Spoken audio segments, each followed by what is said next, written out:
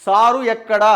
Sir form హౌస్లో ఉన్నాడు, tension పడకండి, చాలా ప్రశాంతంగా మంచిగా ఆ కాలు బొక్క అంతా గట్టిగా అయితందుకు అన్ని రకాల భోజనాలు తీసుకొని చాలా ప్రశాంతంగా ఆయన తన జీవితాన్ని తను గడుపుతున్నాడు. ఎందుకు ఆయన అనవసరంగా ప్రశాంతంగా ఉన్నాయని గెలుపుతున్నారు? ఒకవైపు కాంగ్రెస్ బీజేపీ దూకుడు, లోక్సభ ఎన్నికల్లో ఎక్కువ సీట్లే లక్ష్యంగా పావులు. ఆయనకు తెలుసు కదా, ఆయనకి ఏమని తెలుసు, ఎట్లాగో ఈ ఒక్క సీటు కూడా వచ్చే అవకాశం లేదు, అనవసరంగా హడావుడి చేసి చూసిరా కేసీఆర్ వచ్చినా కూడా జనం ఓట్లేయలేదు అంటే కేసీఆర్ పని అయిపోయింది, ఇవన్నీ ఎందుకు, ఎట్లాగో ఓడిపోతున్నాం, సైలెంట్గా ఇంట్లో అనుకుంటే అయిపోద్ది కదా. ఇక అదే పనిలో ఆయన ఉన్నాడు. యాత్రలు సమావేశాలతో ఇరు పార్టీలు బిజీ.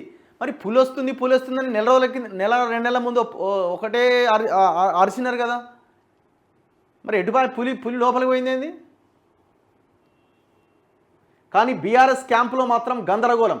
నల్గొండ సభ తర్వాత మళ్లీ కనిపించని కేసీఆర్, కీలక సమయంలో ఫారెన్ టూర్కు వెళ్ళొచ్చిన కేటీఆర్, అభ్యర్థుల ఎంపిక సంగతి ఏంటి, ఎంపీ ఎన్నికల్లో గెలుపు వ్యూహాలేంటి, గులాబీ బాస్ తీరుపై నేతల్లో అసంతృప్తి, ఇప్పటికైనా బయటకు రావాలి అని వినతులు. బీఆర్ఎస్కి ఏమైంది? ఒకవైపు అసెంబ్లీ ఎన్నికల్లో ఓటమి, మరోవైపు తరుముకొస్తున్న పార్లమెంట్ ఎన్నికలు, అయినా ఉలుకు పలుకు లేని అధిష్టానం, పార్టీ వర్గాల్లో ఒకటే గందరగోళం. ఈ పరిణామాల నేపథ్యంలో నాకు రాజకీయాలు ఒక లెక్క కాదు, వద్దనుకుంటే ఫామ్ హౌస్లోనే ఉంటా అని గతంలో గులాబీ బాస్ అన్న మాటలు వైరల్ అవుతున్నాయి.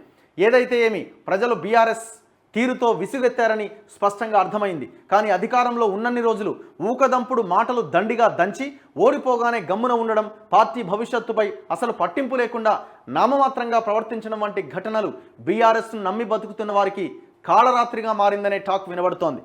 ఇలాగైతే త్వరలో కారు స్క్రాప్కు వెళ్ళడం ఖాయమని ఆందోళన చెందుతున్నట్లు ప్రచారం మొదలైంది.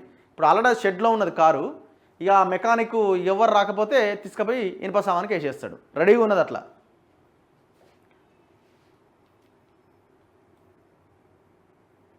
ఎంపీ ఎలక్షన్ల తర్వాత ఈ పార్టీ పని కథం, గోవింద.